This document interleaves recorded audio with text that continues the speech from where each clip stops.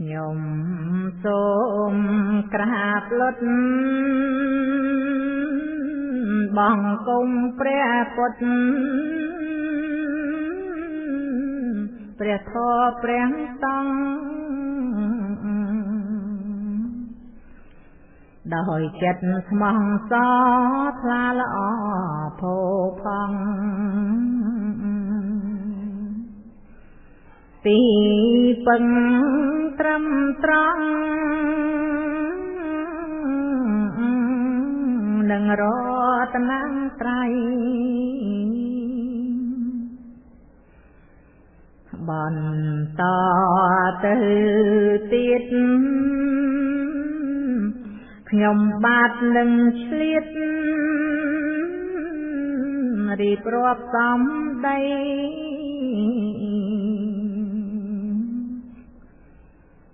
សំដីពីរុង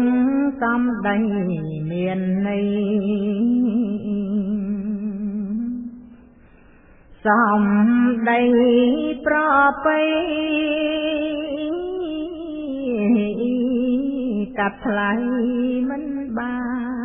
នសំដីជាប្រាក់សំដីលោកអ្នកគឺជាការពិតនិយាយចេញមកមិនមែនប្រឌិតសំដីនេះពិត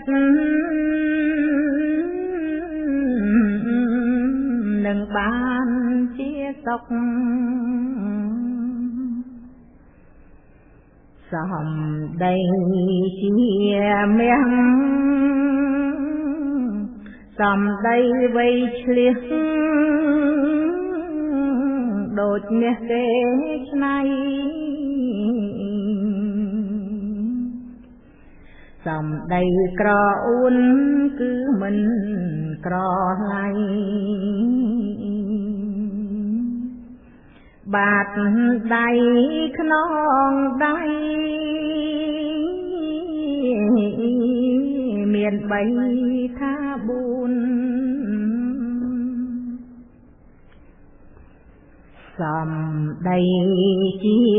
ពេជ្រនិយាយច្រើនតិចសុទ្ធតែបានការបានផ្ដល់ប្រយោជន៍គ្រប់ជនអាត្មាសំដែងធម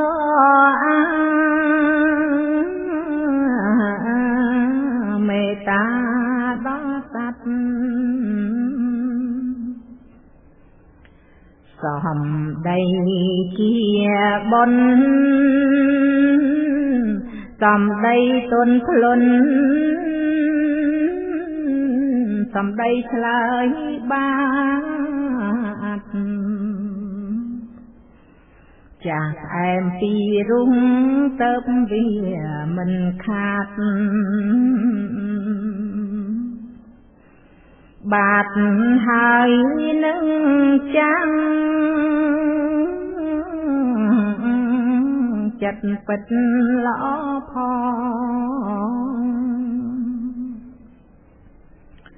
សំដីអលង្ការពីរុងពីសាសំទូនជូនពាក្យមិនស្គមមិនស្គងដឹងខ្ពស់ដឹងទៀបចេះដឹងរបៀបរៀបជារបប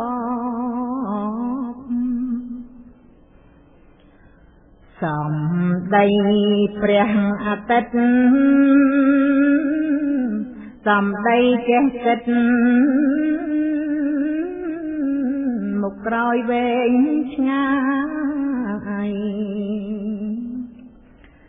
ចរចាពាក្យពេចន៍មិនបានលែកខាយដើម្បីសប្បាយឲ្យគេខូចចិត្តសំដីព្រះច័ន្ទនិយាយមិនកាន់យកនៅកិរិយាពោលពាក្យកុហកឲ្យគេខូចការទៅព្រះមេត្តាគាត់មានកិត្តិយសសំដីជាទឹកនិយាយរីព្រឹករាប់តាមដំណើរខ្ពស់ទៀបលំដាប់ដូចកម្មចិន្តាដឹងវាំងដឹងស្នើដឹងខ្លាដឹងម្ដាយសំដីជាលុយពាក្យពេចន៍មិនស្អុយមិនបោកមិនប្រាំងមិនភូតមិនផមិនប្រែក្រឡំនិយាយផ្ដេងផ្ដាំងនាំកាត់ផ្ដាំងផ្ដល់សំដីជាកែវសំដីជាថែវដល់ល្អប្រណិតសំដីពីរុំឲ្យគេចូលចិត្តឲ្យគេអាណិតពិតជាសំណាសំដីចរណៃទាំងប្រុសទាំងស្រីនិយាយចេះកិត្តចេះពិចារណាហើយចេះពិនិត្យចេះស្គាល់បណ្ឌិតរតែប្រសើរសំដីបណ្ឌិតសំដីសុចរិតពិតជាកំរនិយាយត្រឹមត្រង់ត្រូវល្អបបទេវតាសាទរជូនពរឲ្យជ័យ